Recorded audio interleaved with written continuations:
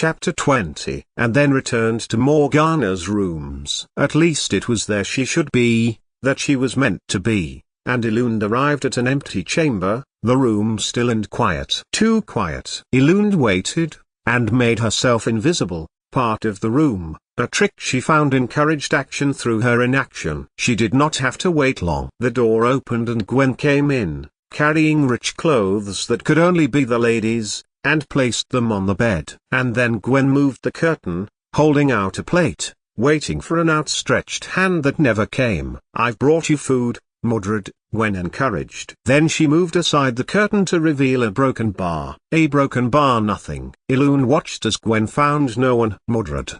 She called again. And, as she watched Gwen search for him, Elune felt the familiarity of their friendship seep through her. Hot days of climbing trees and racing to the river. Why was he here in Camelot? Matthew, that was his name, and that he was shivering and seeking some kind of refuge in Camelot, when magic was outlawed. She followed Gwen as the maid left the room, plate still in hand, and yelled in the direction of Gwen when she saw his legs sticking out of the stairwell, knees slumped to one side. Beside Elund, Gwen knelt as Elund leaned over and put a hand near his nose and mouth. Matthew, Mordred, was not breathing. If she didn't do something he would surely die. Aeled. Gwen gasped as Elund lifted Mordred onto Lady Morgana's bed, bending over him again, before putting her mouth to his. Elund breathed out, in the same way she had seen Aldred, Odin's captain, revive many mercenaries within their company. Mordred spluttered, and began to pant unevenly. Elund put her hands under his back, his slightness and her height suggesting she was far older than her best friend, as she scooped him close to her and carried him up and over the battlements and down into Gaius's tower. Aeled, Gwen called, chasing after her. But Elund knew what to do, what Matthew needed. He needed someone sympathetic to magic, someone who could treat him discreetly, someone who could help him. Elund knocked Gaius's door with her knee, then used it to bend the handle, then used her hip to push the door open. From his bench, Gaius looked up, before putting down his herbs and pestle and mortar. "Aeled?" he asked, curiously, hurrying over to her. "He is having a fit, Gaius," Elund told him. "He is a druid boy in training and has ended up in Camelot." She chose her words carefully before fixing her eyes on the healer, Merlin, just behind him. She narrowed her eyes. "Why are you covered in vegetables?" Gaius, analyzing the boy, turned to look at Merlin and his eyes widened. "I gave some advice to Arthur," Merlin replied. Gaius raised his eyebrows. "Unsolicited advice, I take it. But important. It is about the Lady Sophia Tiamore." At this, Elune looked urgently at Merlin. She knew now he was the key to stopping Arthur, for he would die, as Morgana had confided in her when he had her recurring nightmare. Gaius saw the look that passed between Elund and Merlin, and then glanced to Gwen. "I will do what I can for the boy." "Gwen, I would beg your assistance," he added, knowing that it would keep the maid out of whatever Aeled and Merlin were planning. Elund strode past Gaius, with a glance back to her best friend. Merlin, bedecked with rotten vegetables, followed her and headed down to the laundry. "I fear for Arthur, he is already so enamored with the lady," he told Elund, who had followed him in, and was idly occupying herself with the lime and thatch in one corner as Merlin changed into fresh clothes. "Can you stop him?" he asked of Elund. "Can you?" She was about to turn, but then saw the flap of a pair of trousers, and instead, focused on the line of a beetle that was making its way through the lime, tiny flakes of wash falling away as it dug. "Perhaps we can together," Merlin conceded. "The woman is a magical being, magical and dangerous. Did Mordred tell you that?" Merlin stopped in the act of putting on his tunic. "Mordred?" "My best friend," Elund conceded. "From Gwalod." "With magic?" Merlin asked, his voice low, urgent. "Was it him who summoned the wyvern?" "I don't know what he's doing here," Elund conceded. "He has been with the druids on Nicemont since he left the village 6 or 7 years ago." "He's ill, Merlin." "He was in Morgana's room when Arthur went horse riding with Sophia." She watched as Merlin's eyes remained on Matthew. And, as he touched his arm, a broken bar. Kilgara spoke to Merlin as his hand connected with that of the druid boy, and he snatched it back, as if Mordred's arm was white hot. "Where is Arthur now?" Merlin asked, still looking at Matthew. "I told you," began Elund. But she broke off when Merlin held up her hand. "He's coming back, a broken bar, he'll be in training." Merlin looked between Mordred and Elund, then nodded his head to her. "When he comes back, can you stop him?" Can you? Aeled? Merlin pressed. Elund nodded. Merlin put his hand now on her arm. "Have no fear, if anyone can heal this boy, Gaius can. But Arthur must not leave Camelot, or these Scythe will kill him." Elund turned, glancing just once over her shoulder. Behind her, she saw Merlin instruct Gwen, and Gwen bending to bathe Matthew's head. What was he doing here? But at least he had stopped Arthur from harm. Or he will have, if Elund could get to the prince in time. 88,888,888. She had got as far as the training grounds when Elund's mind finally paid attention to the voice in her consciousness. Matthew was shouting her name now, and she put her hand on the wooden pillar from where the horses began their progress into the jousting grounds, and listened to the voice of her friend. Matthew would do this when she was young, back with her aunt and uncle. When she was in bed and it was night, he would talk of long days out playing and exploring, and venturing as far north as Bimming, and as far south as the Hickslands, and the trees they would climb, and the birds they would see, a broken bar, the fish they would catch to eat, and the stars they would count. Now, it warned her of the wyvern, which would be coming back to Camelot, and, more importantly, Arthur's danger in the company of the Lady Sophia.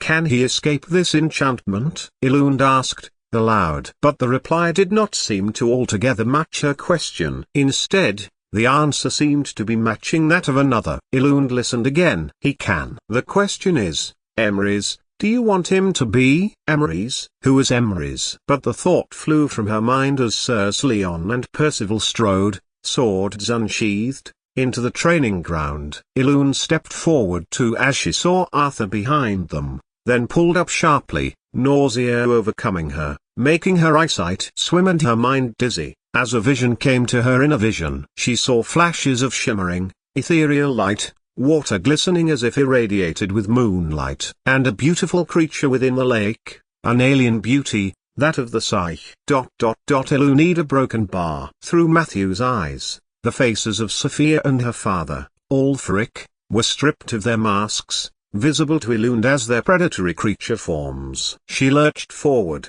steeling herself to speak to Arthur, driving the vision from her mind. "I know a broken bar," she thought back to Matthew. "A broken bar? Why do you think I am here?" "I understand a broken bar." Elund stumbled again, closing her eyes and braced herself for the fall. But, to her surprise, a hand took her elbow and she looked to Saxon steadying her. "Aeled, isn't it?" His voice was clear, yet kindly. Elund scrunched up her eyes, then looked around her, forcing her strength to return. "You are training?" she asked them. "May I join you?" "If you can stay on your feet," shot back Arthur. "I could say the same, sire," Elund remarked, thinking back to just that morning when Arthur had stumbled with his footing as he made for the stirrup of his horse. She watched his face crumple into an expression of anger. "And what do you mean by that?" "Speak, boy, for I have only a short time before I am to meet the lady, and I need to know how much of a lesson I need to teach you." Then, just for a moment, Arthur's eyes flashed, not with anger,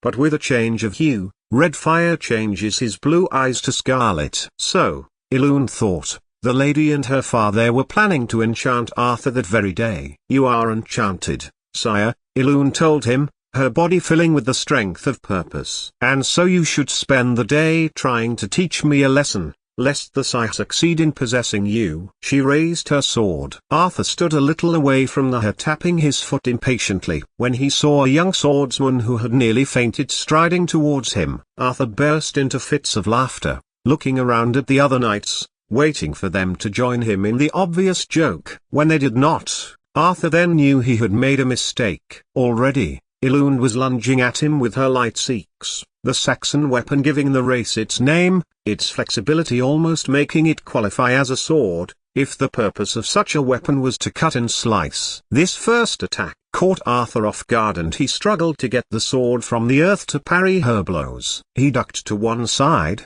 skilled feet keeping him anchored as he pivoted around. Tightening his grip on his sword, Arthur approached Elund, who shuffled, shifting to keep Arthur in front of her as he held himself with an air of arrogance, grinning wickedly at Elund, assured in the superiority of his position. He reached far out to her, trying to slice down at her, but Elund slunk back in the practiced gesture of a top-quality mercenary. No move too important, no action done if it could not be used advantageously. Yet Elund's body felt strange, almost as if it was not her own as she dodged the next 3 attacks, all of them designed to try to scare her, none with any power or skill, and it took her concentration to move as she wanted to use his energy, to attack when his muscles began to labor. She continued to drift around the prince, maintaining the same distance and letting the tip of the sword within inches of his body. That was good, she told herself, as one swipe came a little too close. You must not go to the lake with Sophia Timur. Elund managed to choke out,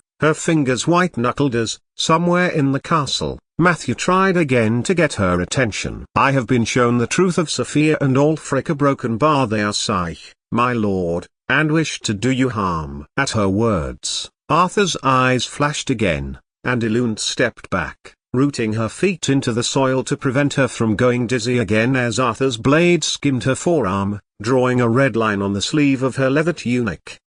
Then, unexpectedly, Arthur sprang towards her, lashing out with his steel blade towards Elund's neck. It was a cunning strike, and as the blade darted towards her, Elund dived to the floor, one of the first moves taught to her by Lancelot. The crowd of knights now began to call their names, but neither Arthur nor Elund heard as she dived, aiming at the prince's feet. Arthur of Camelot was too heavy to tackle to the ground, but Elund squeezed tightly around his cuffs and drove her modest weight behind it. It was enough. Unsteadied, Arthur stumbled, and Elund slammed the pommel of the sword against the man's bicep of his fighting arm, blocking a weak lunge as she did so that was aimed for her stomach. Instead, it glanced off her hip. Pain irradiated around this new blow, but Elund ignored it, pulling herself up and blocking a passing blow from Arthur's sword before it could even be fully extended. Steady, Aeled. His father does not want him killed, nor yours. I have no father, Elund growled, but her words were lost in the cheering. She raised her arm to her face, wiping away the blood. She was a warrior, and this prince would be stopped from getting to the lake. Elund then took full advantage of Arthur's insecure footing, for his blow had made him fall back unsteadily. She aimed hard at the base of his rib cage, not hard enough to pierce his leather jerkin but enough to wind him. Do you yield? Elund shouted, stuttering the words as a trickle of blood from the man's trailing arm caught her at the side of the head. She had bitten her own lip and was lucky not to have bitten into her own tongue. Arthur staggering around her, gasping for breath, and could not answer, not in words. He must have wanted her taught a lesson badly enough not to yield, to not be shamed in his attack against a mere guard, still caring for his reputation. Good. He hadn't yielded to the enchantment of the scythe yet. So, it was a battle of wills.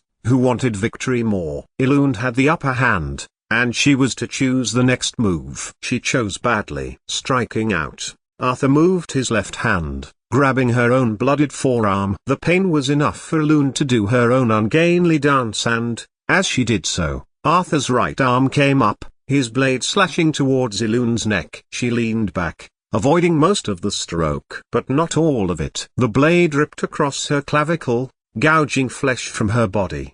Blood soaked into the fabric of guard's tunic that she had been given by Arthur in accepting her position. She faltered, as Arthur got the advantage. He slammed his fist into her stomach, but Elund managed to reel back, avoiding most of the power. Her shoulder was throbbing insistently, and she fought herself to her feet.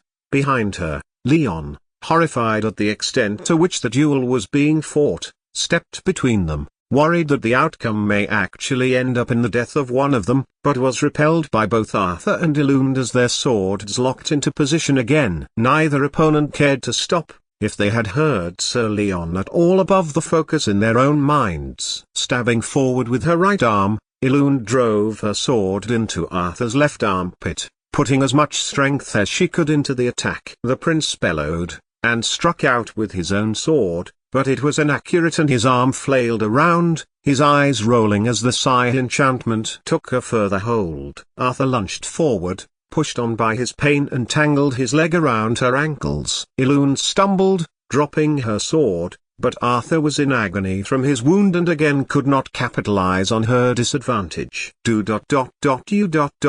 Yield. Elune's words were ragged, but she shouted them at Arthur of Camelot's face. The Briton prince bent back, calling Sirs Leon and Percival to his side, panting and looking at Elune with pure hatred. He does. Percival shouted back. He does yield. But Arthur did not. He charged at Elune and again he kicked out. Elune stumbled, Arthur's hand chancing on her dropped cheeks. A smile of triumph crossed Arthur's face as Elune fell on top of him, grabbing a fistful of his jerkin at his waist. She tried to steady herself, but her left hand, less agile as it had been before the wyvern attack to her left shoulder and torso, refused to press against the Arthur's torso. She fumbled. Fire coursed over her back. Arthur had managed to twist Elune's sword around and slice it into her back, tearing at the torso and deeply scraping her flesh. I asked my father's permission to marry the Lady Sophia, so you must not say that,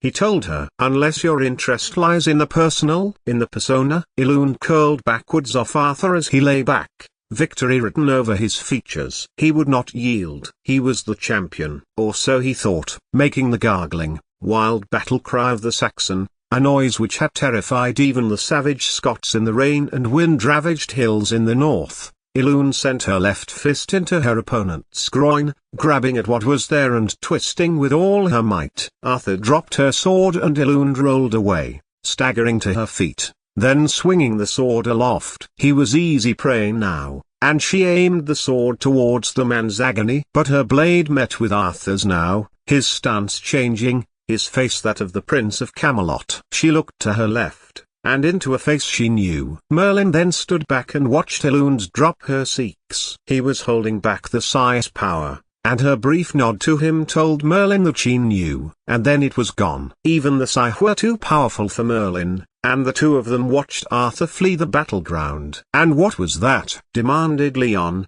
as Elune made to follow Arthur. She looked at his sword in her way, and another, of Sir Egwene. He is enchanted, they were told. Not by Elune, but Merlin, who had intervened to back Elune's words. The visitors want to defeat Arthur and end the Pendragon bloodline. All three knights turned to Merlin. Why?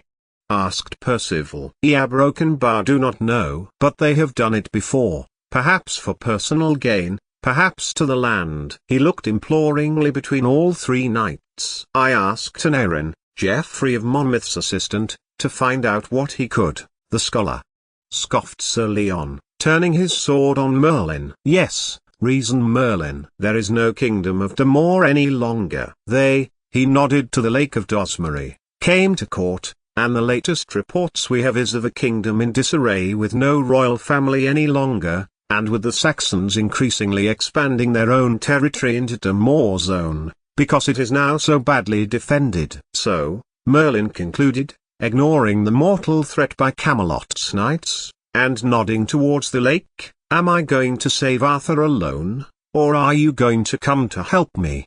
The latter was, of course, decided, and the three knights began to run in the direction Arthur had gone, Merlin in pursuit. Elune scrambled in the dirt, and was getting to her feet too, but Merlin doubled back and put out a hand, pulling her up. You did tremendously. Their power will have diminished. But you are too badly injured to come, Elune, he added, his voice low, kind. Go back to Gaius, he can treat you. And Elune yielded to reason, and watched Merlin go, trusting in him to rescue Prince Arthur. 88,888,888. Gaius, who had been hovering over a simmering cauldron, paused mid-motion as Elune got to the door. His brows knitted together in a look of profound unease and turned to speak to Gwen, who was holding a cloth in her hands. He handed a broth to her, and turned further, and looked at Elune, standing this time at his doorway, rather than being carried, seeking his aid. Here, he beckoned to her, and Elune nodded to Gwen, looking on the pale face of her friend. Matthew seemed contented rather than in distress, and she asked of his prognosis. He is indeed sleeping, and the Lady Morgana has asked after his welfare, Gaius told her, when she was down to her vest and hose behind the heavy velvet curtain. He pressed a salve to her hand, and tutted at the gash to her neck and back. I trust Prince Arthur came off worse. Prince Arthur was making it to the lake as I left, Elune told him. His eyes had been flashing with red light as we fought. But Merlin said I had delayed him enough, and did not mention to Gaius her friend's messages to her, nor the mysterious emeries. It should be enough. If the knights are with Merlin, they should be able to prevent whatever wickedness the Psy plan. He tapped her shoulder gently. Too many plans end with sorcery and magic for Arthur, at least. Even his. Gaius broke off, moving back as if having said too much. Even his father's, he conceded. So Arthur went too far the other way. There are too many magical things in Camelot for Arthur to legislate against them. Too many for good. So the druids have to hide the truly magical. He nodded towards Matthew. Even his own ward is terrified of her dreams. The Lady Morgana, Elune repeated. I am glad you are her guard, Gaius told Elune, continuing with the salve on her back and ribs. For she may need you to protect her. She is of magic. Itar broken bar is possible, Gaius admitted. And right now, she is interested in the welfare of a child who fell at her feet in the marketplace and who she has seen perform magic. So she has chosen to guard him against the king. Then I am pleased, Elune told Gaius, for I have known Matthew all my life. When Bishop Dewey came to our village to Gwalod, he went away, with Kernadis, our druid, and is called Mordred now. And he knew about the Psy. Elune nodded, then told Gaius what she had experienced. Matthew's power of telepathy, of warning. If the boy possesses the sight to perceive the Psy when we are blind to them, then his immediate value to our survival far outweighs the theoretical risk of his continued existence. For now, at least, Gaius told her. I will do whatever is in my power to prevent him from being discovered by Arthur. Are you strong enough to take him back to Morgana? Elune was, and carried Mordred back to Morgana's rooms, lying him as she directed him to onto her bed. 2 days later, and her friend was clambering through the tunnels below the city in the company of the Lady, Merlin and Gwen. While Arthur's guards, Elune's comrades, tramped through the stone corridors with the rhythmic precision of clockwork, the small group subverted the order to capture the boy, Mordred and Morgana's connection strengthening, moved by a psychic, mental bond born of a word unspoken, magic. Arthur was otherwise occupied with the return of his son, half drowned, and the testimony of the knights as to the nefarious machinations of Sophia and Alcuric as being spirit beings needing Arthur's soul to get to Avalon, and declared a clampdown on magic. My magical father has been captured, Matthew confided in them all, as the guards began searching rooms to find Cerdin's apprentice. And executed, Gwen told them, as she closed the door behind them. She looked between Morgana and Mordred, then added, I am sorry to bring you the news. Then he must escape. Aled, Elune looked to the lady at her name. What can you do? I could delay the guards, take them on a wild goose chase, Elune suggested. But I don't like to leave you and Gwen alone as you take him out, she added, and explained how this could be done through the old Roman sewer tunnels that were now not used. I'll go with them, Merlin told them, the guard now a few doors away. He is a lost child who belongs with a family in the north, towards Gwynedd, he added, flavoring the story. And his family are grateful he was recovered. A broken bar, no more magic until you are safe. Morgana, Merlin and Gwen will keep you safe, I promise. A broken bar, Elune thought, as hard as she could. Whether Mordred could hear her, she couldn't know in her mind, and she watched her friend until he turned, and smiled at her. He was getting more powerful. The training he was receiving on Niceman was clearly working. Elune was just sorry that she couldn't come with him. A broken bar, why not come with me? A broken bar, you would be of value with the druid here. Broken bar. A broken bar, a Saxon on Mona. Broken bar, Elune thought back, doubtfully. A broken bar, would I not be sacrificed? A broken bar? Mordred chuckled, and then caught himself thinking, as Merlin narrowed his eyes and looked between them. "A broken bar you are needed here." "Broken bar," Mordred told her. "A broken bar. Prince Arthur needs you. A broken bar and I will be back." "A broken bar." "A broken bar. Who is Emrys?" "A broken bar." At this, Mordred turned his head and looked at Merlin. "A broken bar. The most powerful sorcerer this world has ever seen a broken bar and will ever see a broken bar." "Emrys." Elune said the name silently, her lips creating the shape of the word, so that Merlin could see. "Delay the guard, Aled," Merlin prompted. And, as Gwen and Morgana got to the door to check the route of escape, Matthew and Elune ran to one another and embraced. "Take care," she told him. "You too," he told her. "That arm, that might of yours will only get you so far. Trust Merlin." And they were away, Elune redirecting Hector, Gareth and Elphys to the floor below, following as if she had always been there with them. Outside, and through the sewer tunnels, Mordred was out to freedom. As they finally reached the ragged fringe of the woods where the druids waited, spirit-like among the ancient trees, Arthur caught up with them, Elune in hot pursuit. She gave Merlin a look that she hoped told him she had done the best she could, but instead of intervening, she paused in the moonlight, watching him look down at the child, perhaps sensing the spirit world that Matthew, Mordred, inhabited, perhaps finally accepting it as different, distinct to that of his father's decrees. "Who are you?" the prince asked, his voice sounding thin and uncertain in the vast, nocturnal silence of the forest, noting, but ignoring, the presence of the people in the company of the druid boy. Matthew did not answer with his mind this time. Instead, he looked past Arthur, his luminous gaze finding Elune where she stood, and gave her a smile that was far too ancient for such a young face, one embodying the life of the world of magic working through him, working with him. "My name is Mordred," he said, the syllables ringing through the clearing with a terrifying, quiet finality that seemed to echo into the future. As the figures retreated into the gathering mist, Elune felt the crushing weight of the life she had saved, her friend's life, who had, in turn, saved Arthur's. And she knew then, at that moment, that Arthur's death, and life, depended entirely on her friend, and when Matthew returned to Camelot, the broken bar, Arthur's story would be in his hands.